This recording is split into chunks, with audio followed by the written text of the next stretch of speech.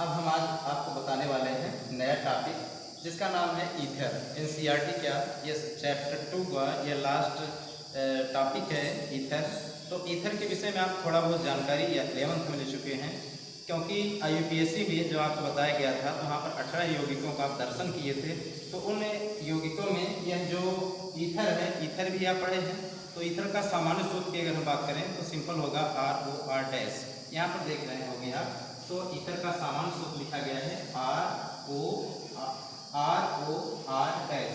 देखिए यहाँ पर R क्या है, एल्किल समूह। एल्किल समूह मेथिल होगा, R इक्वल टू क्या होगा, CH3 हो सकता है, या फिर C2H5 हो सकता है, या ऐसा हाइड्रोकार्बन हो सकता है जिसमें कार्बन की एक संयुक्ता स्वतंत्र हो, तो उसको हम एल्किल कहते हैं।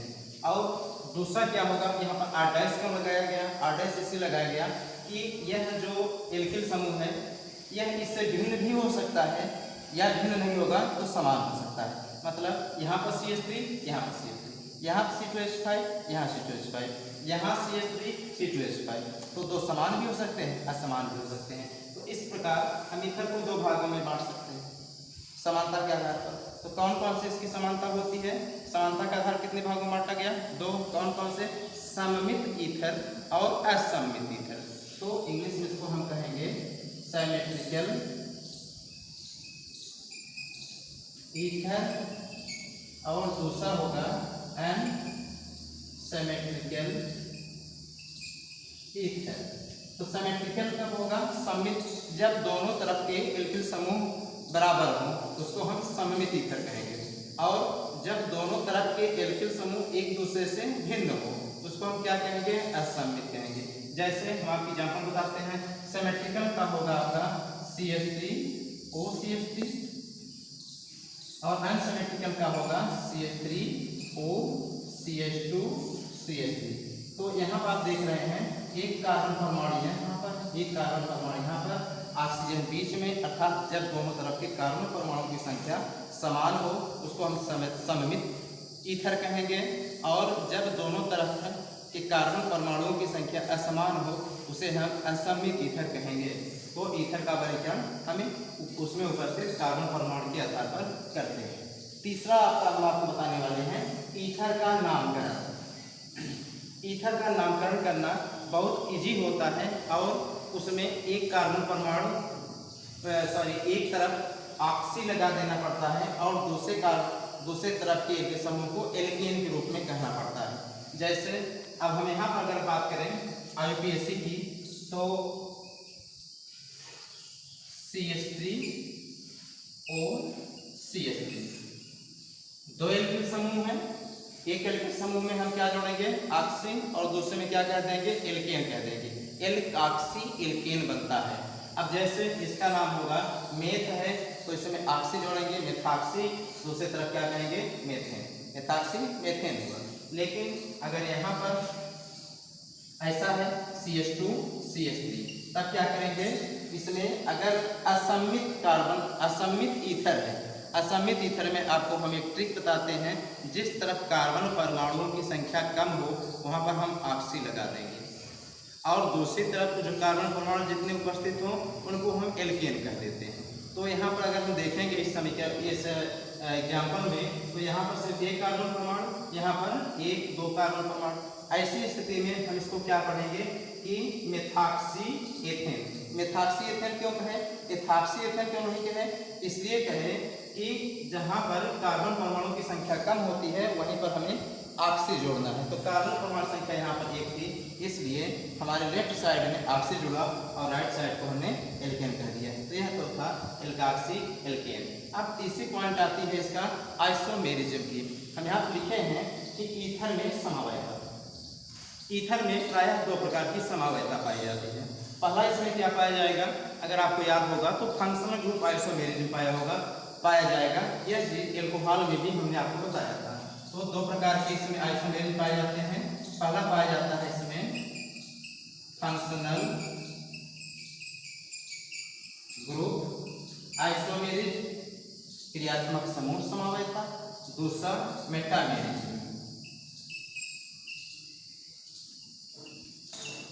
दूसरा क्या पाया जाएगा इसमें, मेटामेरिज्म। मेटामेरिज्म मतलब मध्यावयता।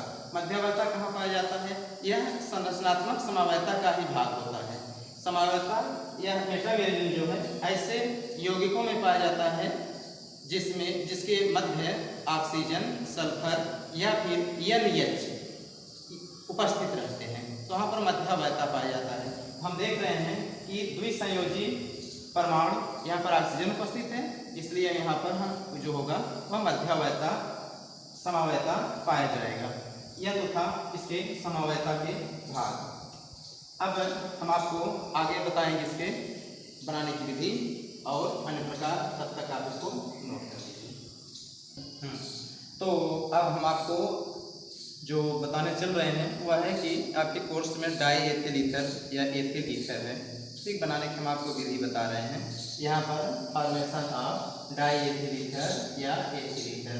तो इसका सामान्य सूत्र क्या होगा?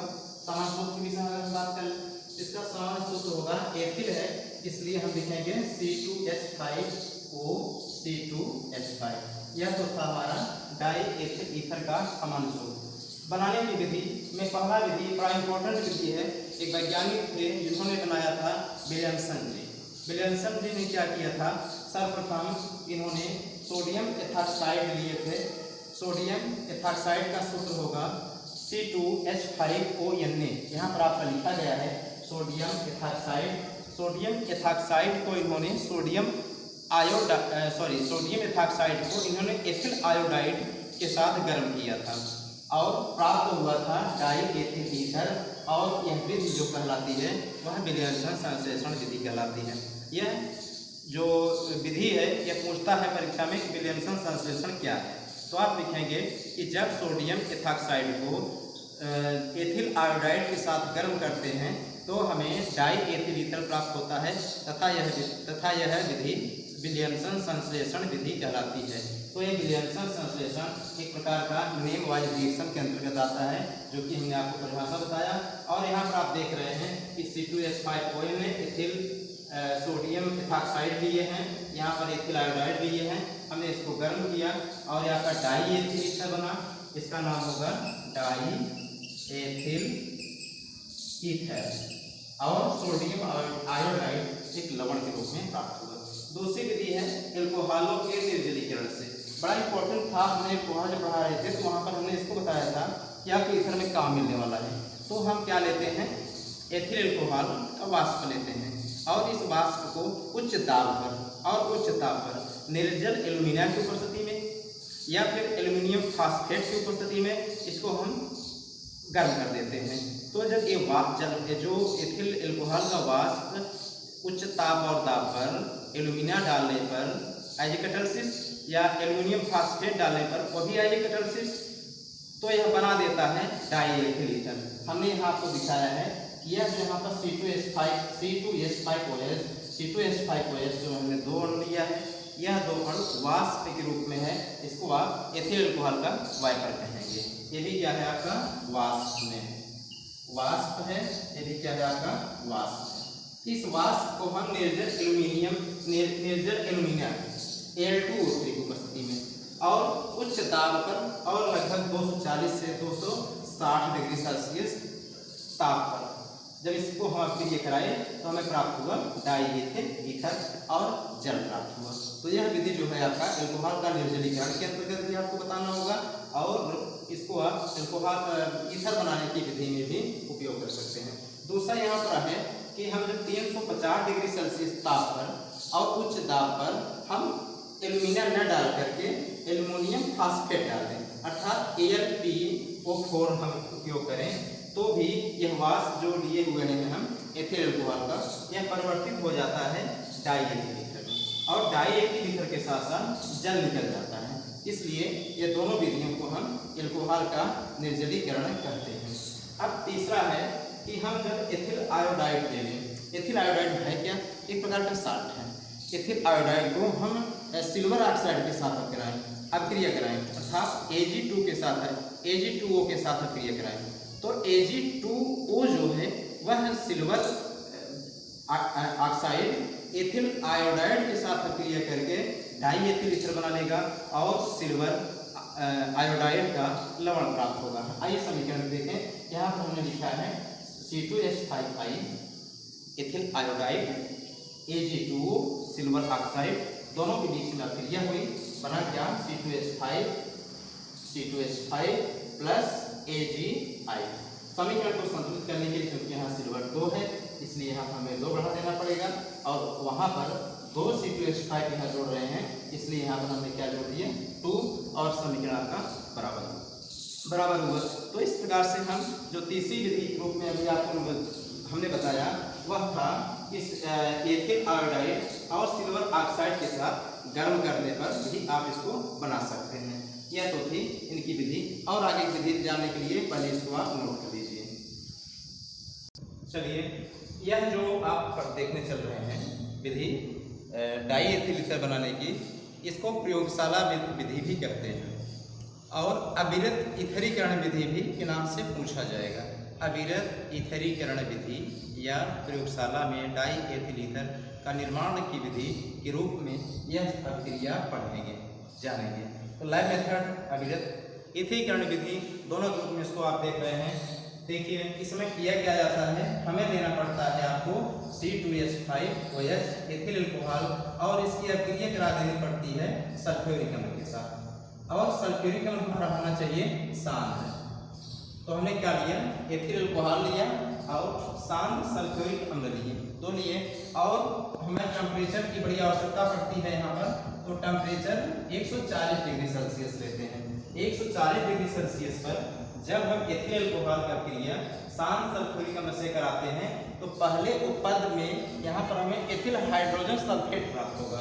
एथिल हाइड्रोजन सल्फेट का सूत्र होगा C2H5OSO3H प्लस प्राप्त होगा हमें H2O, या इसको हम कह सकते हैं जल प्राप्त होगा, और एथिल हाइड्रोजन सल्फेट प्राप्त हुआ। तो एथिल हाइड्रोजन सल्फेट और जल प्राप्त हुआ पहले पद में। अब इसी में C2H5HSO4, दोनों बात एक ही है। वहाँ पर हमने C2H5OSO3H लिखा है, यहाँ पर C2H5HSO4 लिखा है दोनों एथिल हाइड्रोजन सल्फेट के। अगर ये अच्छा लगा तो इसको आप तैयार करेंगे, ये आपको अच्छा लगा है तो ये भी आप तैयार करें, जो भी आपको दोनों में। प्लस यहाँ पर पुनः हम लेंगे C2H5OH एथिल अल्कोहल लिए और एथिल हाइड्रोजन सल्फेट। यह अभिक्रिया दूसरे पदों में अब आपको यहाँ पर मिलने वाली है, जो आप बना रहे हैं C2H5OC2H5 डाई एथिल ईथर यहाँ प्राप्त हुआ, प्लस पुनः आपका प्राप्त हो गया H2SO4 सल्फ्यूरिक अम्ल। तो इसको यह जो विधि आपने देखा इसको लाइव मेथड या फिर अविरत ईथरीकरण विधि के नाम से जाना जाता है। हम लिख देते हैं लाइव मेथड। तो जब आपसे पूछा जाए परीक्षा में कि कैसे प्राप्त करोगे प्रयोगशाला में डाई एथिल ईथर, तो आप यही समीकरण देंगे, और जब आपसे पूछा जाए कि अविरत ईथरीकरण विधि क्या है तब भी आप यही समीकरण देंगे और यही परिभाषा भी लिखेंगे। धन्यवाद। अब आगे वीडियो में आप देखेंगे कि प्रॉपर्टी क्या होती है, इसका गुण क्या होता है और रासायनिक गुण क्या होता है ईथर का। धन्यवाद।